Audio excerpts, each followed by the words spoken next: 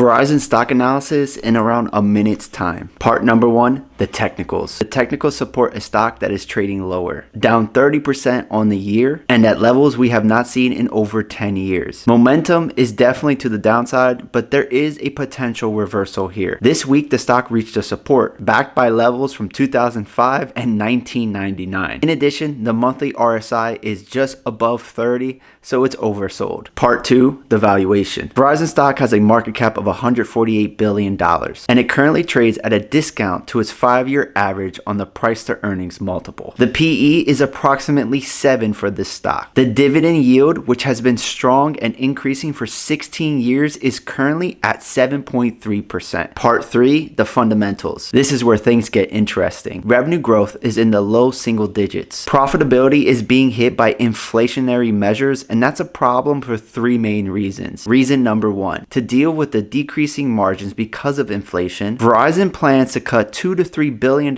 in spending, and that's going to decrease their growth. The second reason is the balance sheet. Verizon has a very high debt burden. Their current liabilities is $49 billion. Their current assets are $37.5 billion.